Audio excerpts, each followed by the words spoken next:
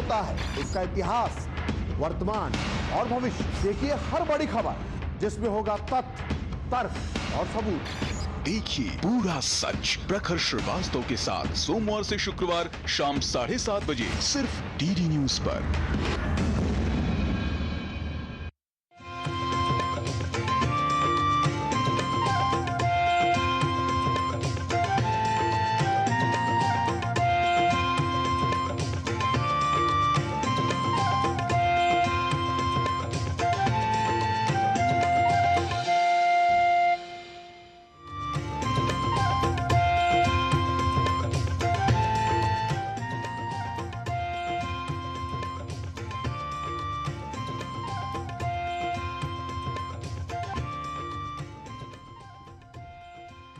न कश्चित् कस्यचित् मित्रं न कश्चित् कस्यचित् रिपुः व्यवहारेण जायन्ते मित्राणि रिपवस्तथा।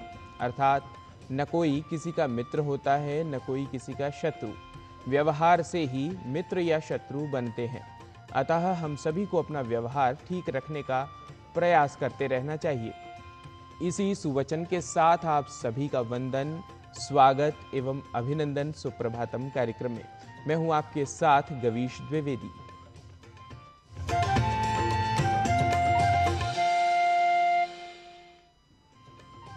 सुप्रभातम कार्यक्रम के आरंभ में आइए सबसे पहले जान लेते हैं अपने पहले प्रभाग के माध्यम से आज की तिथि, वार एवं नक्षत्र को। आज का पंचांग युगाब्द 5127, विक्रम संवत 2082, शक संवत 1947, दक्षिणायन मार्गशीर्ष मास, शुक्ल पक्ष, प्रतिपदा तिथि शुक्रवार, अनुराधा नक्षत्र। आज का दिन सभी के लिए मंगलमय हो।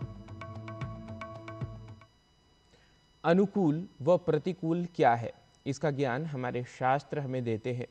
इन्हीं शास्त्रों में वर्णित होते हैं सुभाषित या यूं कहें प्रेरक वचन। आज का विचार सुनने के लिए कार्यक्रम में आगे बढ़ते हैं और आपको सुनाते हैं आज का हमारा सुभाषित। सबसे पहले आप इसे संस्कृत में सुनेंगे तथा इसके भाव को हिंदी एवं अंग्रेजी में समझेंगे। मानसं शमयितस्मान् ज्ञानेनाग्निमिवाम्बुना प्रशान्ते मानसे यस्य शारीरमुपशाम्यति।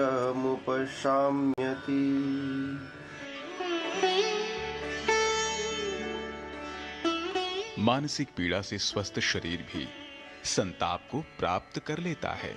अतः ज्ञान के द्वारा मानसिक दुख का निवारण उसी प्रकार करना चाहिए जिस प्रकार जल के द्वारा अग्नि को शांत किया जाता है।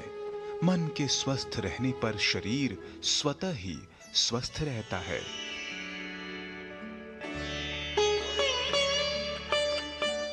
Mental stress leads to psychosomatic illnesses in body. Therefore, with acquisition of knowledge, stress should be relieved.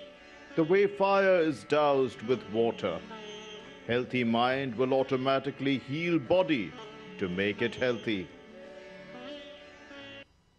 सुभाषित के समानांतर अब बढ़ते हैं आगे भारतीय ज्ञान परंपरा प्रभाग की ओर। भारतीय ज्ञान परंपरा में वृक्षों का विशेष महत्व बताया गया है।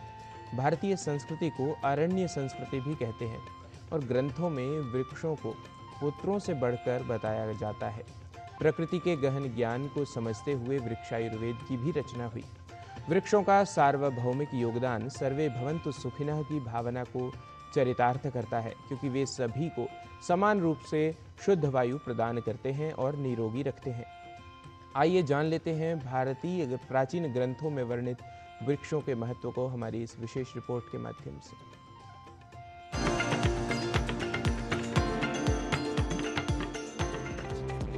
वैज्ञानिक आधार पर विचार करने पर ज्ञात होता है कि वृक्ष, पेड़ पौधे धरातलीय वायुमंडल में प्राणवायु अर्थात ऑक्सीजन दिन रात छोड़ते रहते हैं।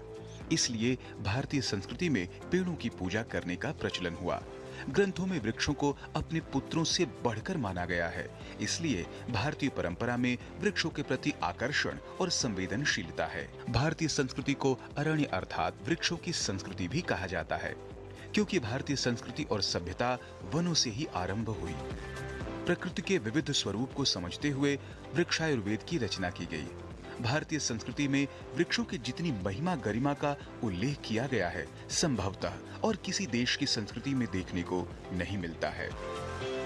प्रत्येक पेड़ पौधे, वनस्पति व वृक्ष में प्रकृति की एक अनुपम शक्ति और रहस्य छुपा हुआ है, जिसका आख्यान वेदों, उपनिषदों, पुराणों, शास्त्रों, लोक विश्वासों व परंपराओं में अनेक रूपों में दृष्टिगोचर होता है। इन वृक्षों के शुभ अशुभ परिणामों को लेकर काफी अध्ययन भी किए गए। कौन से वृक्ष हमारे लिए स्वास्थ्य की दृष्टि से उपयोगी हैं? कौन से वृक्ष केवल सौंदर्य की दृष्टि से महत्वपूर्ण हैं? कौन से वृक्ष हवन की दृष्टि से पवित्र हैं? इन सभी सत्यों एवं तथ्यों की जानकारी हमारे वैदिक ग्रंथों में स्पष्ट रूप से देखने को मिलती है। भारतीय संस्कृति में वृक्ष मानव के लिए स्वास्थ्य एवं पर्यावरण के प्रमुख घटक के रूप में माने जाते हैं। वृक्षों को देवता के समान मानकर उनकी उपासना, अभ्यर्थना की परंपराएं हमारी धरोहर रही हैं। वेदों में वृक्षों को पृथ्वी की संतति कहकर इन्हें अत्यधिक महत्व एवं सम्मान प्रदान किया गया है। गीता में श्री कृष्ण स्वयं कहते हैं कि अहम क्रतुरहम यज्ञः स्वधाहमहम औषधम, अर्थात मैं ही औषधि हूँ तथा वृक्षों में अश्वत्थ पीपल हूँ। आयुर्वेदाचार्यों की दृष्टि में देखें तो विश्व में ऐसी कोई वनस्पति नहीं जो औषधि के गुणों से युक्त न हो। यहाँ पर वृक्षों को देवतुल्य मानकर इन्हें व्यर्थ रूप से काटने पर नैतिक प्रतिबंध लगाया गया है। इसलिए श्वेताश्वतरोपनिषद में वृक्षों को साक्षात ब्रह्म के सदृश बताया गया है। वृक्ष इव स्तब्धो दिवि तिष्ठत्येकः।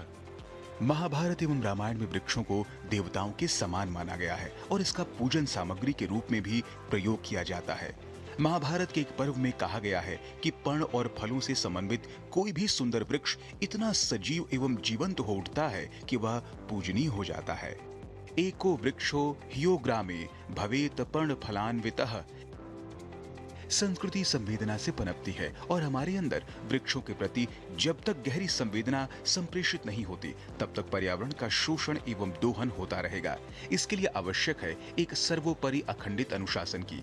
जिस तरह सूर्य, चंद्रमा, आकाश अपनी अपनी सीमाओं में आबद्ध होकर नियमबद्ध तरीके से परिचालित हैं, इसी को मूल मंत्र मानकर पर्यावरण के अपार क्षरण को रोका जा सकता है। वसुधैव कुटुंबकम की भावना का प्रतिपालन करते हुए एवं भारतीय संस्कृति के मूल मंत्र सर्वे भवन्तु सुखिनः, सर्वे सन्तु निरामयः, सर्वे भद्राणि पश्यन्तु, मा कश्चित् दुःख भाग भवेत्। भारतीय संस्कृति, संस्कारों और ग्रंथों में सर्वे भवन्तु सुखिनः इसलिए कहा गया है कि वृक्ष सभी को समान रूप से प्राणवायु अर्थात ऑक्सीजन देते हैं, चाहे वह किसी भी धर्म, पंथ, जाति का है। सभी सुख तब होंगे जब निरोगी रहेंगे और निरोगी रहने के लिए प्रदूषण रहित वायुमंडल शुद्ध रहना चाहिए। वायुमंडल शुद्ध रखने के लिए किसी भी देश में उसके क्षेत्रफल के 33% भाग पर वृक्षों का होना आवश्यक है।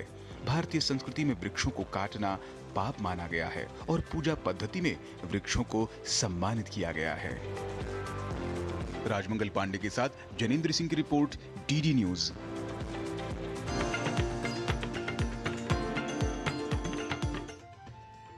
तो वृक्ष महात्म्य जानने के बाद अब क्रम स्वास्थ्य के महात्म्य को जानने का। मानसिक रोग कई लोगों को प्रभावित करते हैं। स्किज़ोफ्रेनिया एक मानसिक रोग है जिससे व्यक्ति का व्यवहार प्रभावित होता है।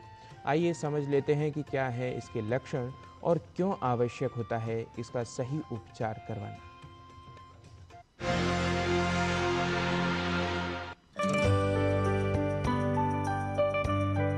स्किज़ोफ्रेनिया एक गंभीर मानसिक विकार है जो व्यक्ति के सोचने, महसूस करने और व्यवहार के तरीके को प्रभावित करता है।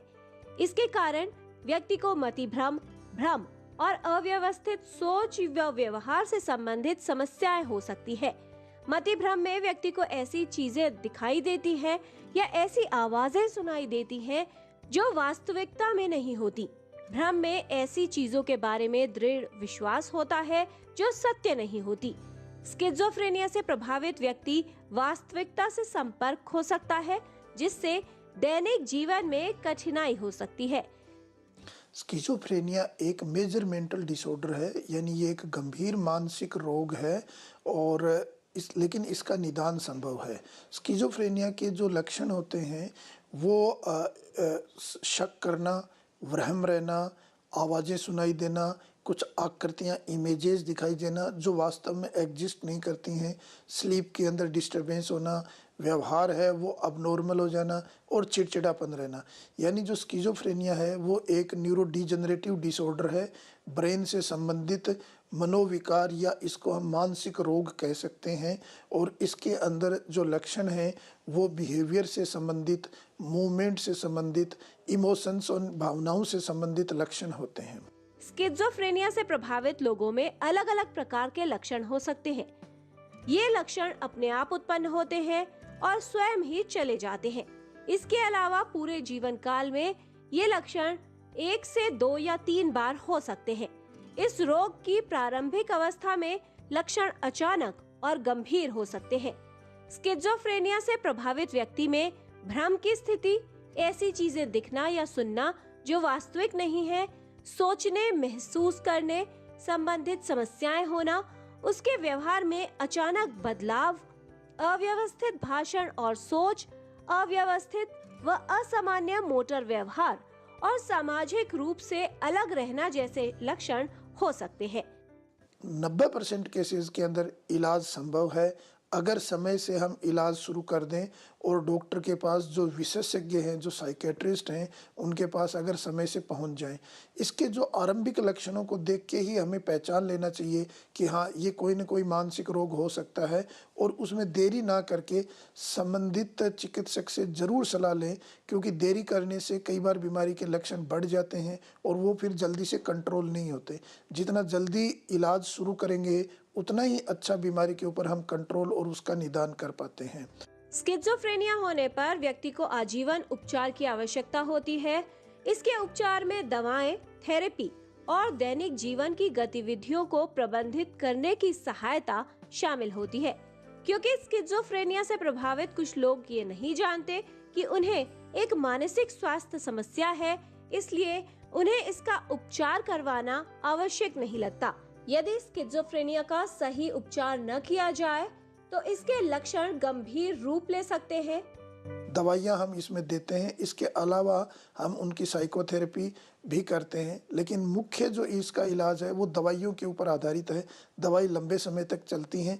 भारत सरकार की जो दिव्यांगजनों की सुविधाएं जो सरकार ने आरंभ की हैं, उनके अंदर स्किज़ोफ्रेनिया बीमारी भी शामिल है और इस बीमारी के अंदर जो संबंधित चिकित्सक यानी साइकेट्रिस्ट है वो विकलांग प्रमाण पत्र भी बना के देते हैं अगर वो विकलांगता की कैटेगरी में आता है तो उस विकलांग प्रमाण पत्र के बहुत सारे फायदे होते हैं और उसका बेनिफिट हर इंसान को, हर स्किज़ोफ्रेनिया की से ग्रसित बीमार को मिल सकता है, जो कि अगर 40% से बेंचमार्क डिसेबिलिटी 40% है, उससे ऊपर अगर वो सर्टिफिकेट बनता है। प्रारंभिक उपचार से गंभीर जटिलताओं से उत्पन्न होने वाले लक्षणों को काफी हद तक नियंत्रित करने में सहायता मिलती है, जिसके कारण दीर्घकालिक दृष्टिकोण बेहतर होता है। स्किज़ोफ्रेनिया का सही उपचार करवाना आवश्यक है। स्किज़ोफ्रेनिया भूत प्रेत का प्रभाव नहीं बल्कि एक मानसिक रोग है। यदि इसके कोई भी लक्षण नजर आए तो आवश्यक है कि एक विशेषज्ञ से परामर्श लें और इसका सही उपचार करवाया जाए। किरण भारद्वाज, डीडी न्यूज।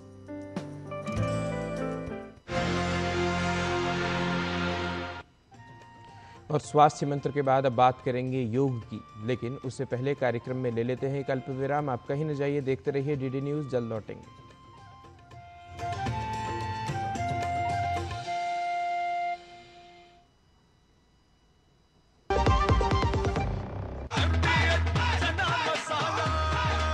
अब छोलिया हो या लोबिया, सफेद चने या काले चने, सब कुछ मजेदार बने। 2047 में कैसा होगा विकसित भारत का विकसित उत्तर प्रदेश? क्या आप चाहते हैं कि कृषि क्षेत्र में नवाचार और पशुधन की समृद्धि से बढ़े अन्नदाता की आमदनी, गांव-गांव तक पहुंचे चौड़ी सड़कें, हवाई यात्रा के लिए किसान की जेब में हो पैसे, विश्व स्तरीय शिक्षा और वर्ल्ड क्लास इलाज, बढ़े उद्योग, रोजगार, नौकरी और अपना व्यापार। रिन्यूएबल और ग्रीन एनर्जी हो यूपी में फुल, ताकि कभी न हो बत्ती गुल। डीप टेक, एआई और इलेक्ट्रॉनिक संसाधनों का बिछे जाल, सांस्कृतिक धरोहर का पुनर्जागरण और गौरव काल। क्या आप चाहते हैं ऐसा उत्तर प्रदेश? अगर हाँ तो उठाइए मोबाइल, क्यूआर कोड को स्कैन करें और पोर्टल samarthuttarpradesh.up.gov.in पर लिखकर या बोलकर दर्ज कराएं सुझाव। आपके सुझाव से बनेगा विकसित यूपी का रोड मैप और मूल्यवान सुझाव देने वाले किए जाएंगे सम्मानित, क्योंकि आपकी राय विकसित यूपी बनाए। आपके घर के खाने में रेस्टोरेंट जैसा स्वाद ले आए MDH का शाही पनीर मसाला। पनीर को क्या मस्त बना डाला।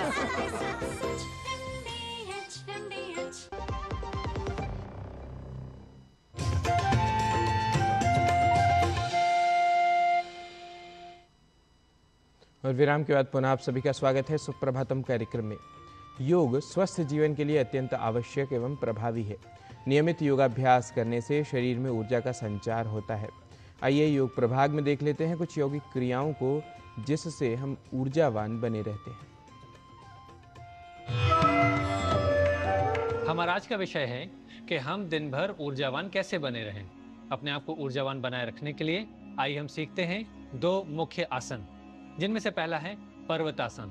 इसका तो नाम ही है, पर्वत के समान गंभीर, स्थिर और शांत। जिसको करने के लिए आप किसी भी ध्यानात्मक आसन, पद्मासन या सुखासन में बैठेंगे और हाथों को रखेंगे बगल में, हथेलियां ऊपर की ओर रहें और हम एक लंबी गहरी श्वास लेते हुए हाथों को ऊपर उठाएंगे धीरे धीरे और हाथ ऊपर नमस्ते मुद्रा में। आप पाएंगे कि आपकी आंखें सहज रूप से बंद हो गई हैं। यहाँ पर आप आराम से श्वास को सामान्य रखते हुए 6 से 8 सेकंड रोकेंगे, फिर धीरे से हथेलियों को बाहर की ओर घुमाइए और धीरे धीरे श्वास छोड़ते हुए हाथों को नीचे लाएं। यहाँ पर हमको एक बात जरूर ध्यान रखनी है कि हमारे सांसों की गति सहज हो। गहरी श्वास लेना है लेकिन सहज रूप से। आज का हमारा दूसरा अभ्यास है तालासन।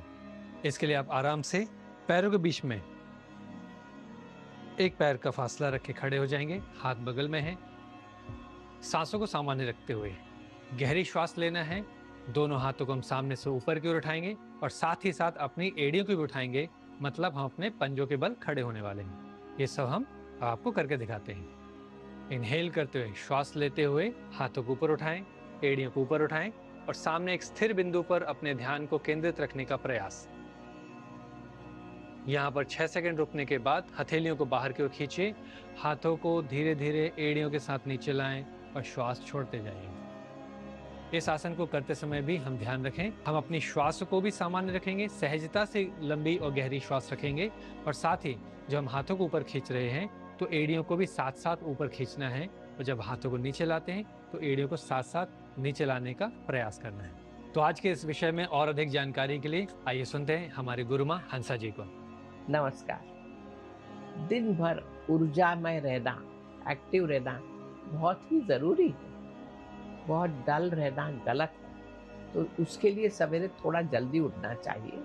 लगभग 5:30-6 बजे तक उठ जाएं। सूर्योदय अगर देख सके तो बहुत ही अच्छा रहेगा। लेकिन उठते से ही सबसे पहला काम है, आप जरा मुंह के ऊपर ठंडे पानी के छींटे दें, आँखों को जरा धो लें, मुंह के ऊपर छींटे दें। इससे बड़ी फ्रेशनेस आ जाती है। बहुत ज़रूरी है कि थोड़ा सा मुंह को भी इस तरह ब्रश करें कि जिसमें लौंग थोड़ा मुंह में रख दें थोड़ी सी देर के लिए, तो और उसके बाद ब्रश करें तो बहुत ही अच्छी फ्रेग्रेंस और एनर्जी बढ़ेगी। चलते रहे, वो वॉकिंग बहुत ज़रूरी है। समय पर खाना ज़रूरी है। रात को जल्दी सोना ज़रूरी है। ये सारी चीज़ें अगर नियमित से हो तो इंसान ऊर्जा से भरा ही रहता है, ऊर्जा से भरा रहता है, उत्साह से भरा रहता है और जीवन को बहुत आनंद ढंग से जीता है। नमस्कार। और योग प्रभाग के बाद अब अविलंब चलते हैं संस्कृत पाठशाला की ओर और जान लेते हैं क्या सिखा रहे हैं हमारे सहयोगी नारायण दत्त मिश्र।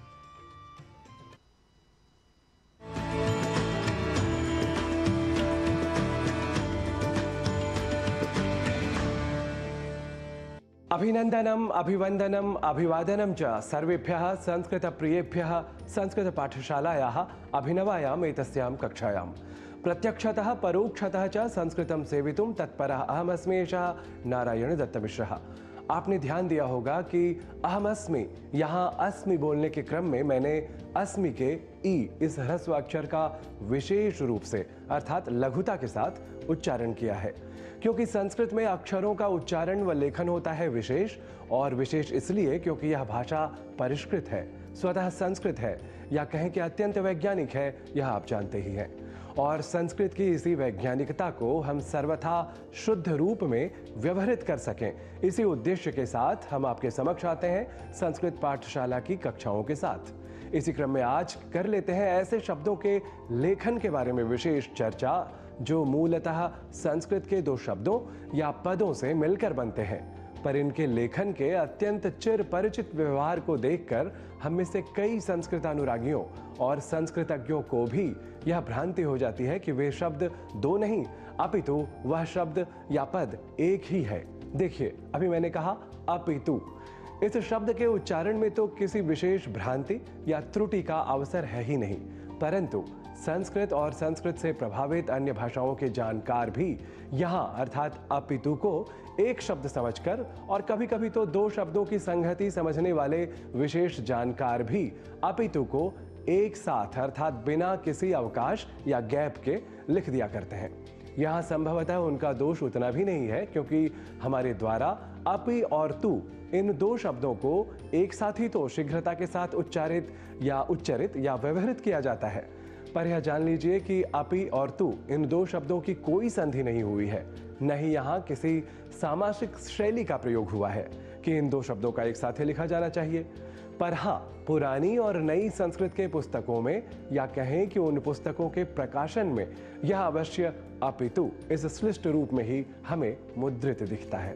पर यह एक अशुद्धि ही है, क्योंकि इस तरह दो शब्दों को जिनके मध्य समास या संधि जैसे व्याकरण परक व्यवहार की अपेक्षा ही नहीं है, उन्हें एक शब्द की तरह लिखित रूप में व्यवहृत किया जाना अशुद्ध ही कहा जाएगा। देखिए, अपितु के ही समान अर्थ वाला और ऐसे ही दो शब्दों की संगति है प्रत्युता। प्रत्युता अर्थात अपितु, जिसे आप बल्कि इस अर्थ में भी समझ सकते हैं।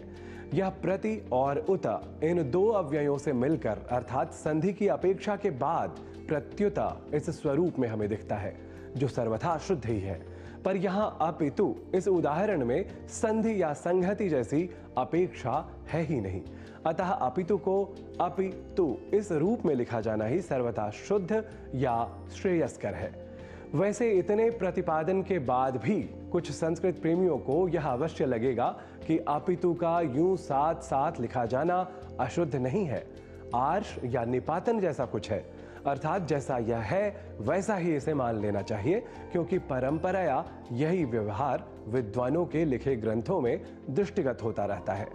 पर अब नीर क्षीर विवेक का अवलंबन कर बिना किसी पूर्वाग्रह या दुराग्रह के आप सभी यह समझ चुके होंगे कि पुराण मित्येव न साधु सर्वम न चापि प्रोह्यम नवमित्यवध्यम, अर्थात जो पुराना है वही शुद्ध है, बेहतर है, और जो कुछ नया विचारित आयास है वह निंदनीय है, ऐसा नहीं है, क्योंकि संतः परीक्षान्यतरद भजन्ते मूढ़ः परप्रत्ययने बुद्धि, अर्थात समझदार लोग तो अपने विवेक से ऐसे विषयों के परीक्षण के बाद ही अच्छे बुरे या शुद्ध अशुद्ध का निर्णय करते हैं, जबकि अल्पज्ञ की बुद्धि सुनी सुनाई बातों पर ही टिकी रहती है। अस्तु, अब पाठशाला की आज की कक्षा में अपितु को उचित रूप में लिखे जाने के अधिगम को कर लेते हैं दृढ़, और इस शब्द संगति के साथ संस्कृत के कुछ वाक्यों का कर लेते हैं प्रयोग। अहम वदामि न अपितु सूचयामि, मैं बोल नहीं रहा अपितु सूचना दे रहा हूं।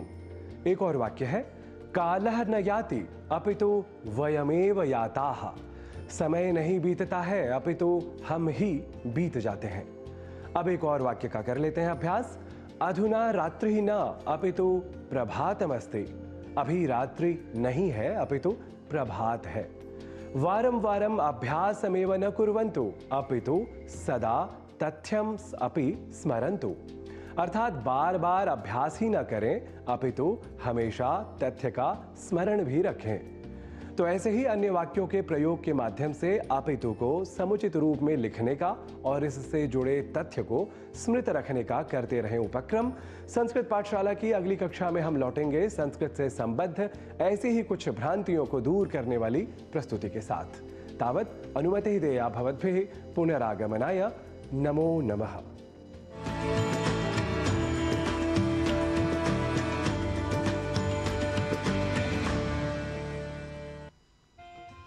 सर्वे भद्राणि पश्यन्तु मां कश्चित् दुःखभाग् भवेत्। इसी भारतीय सत्विचार के साथ आप सभी का पुनरअभिवंदन और आपसे यहीं लेते हैं अनुमति। नमस्कार।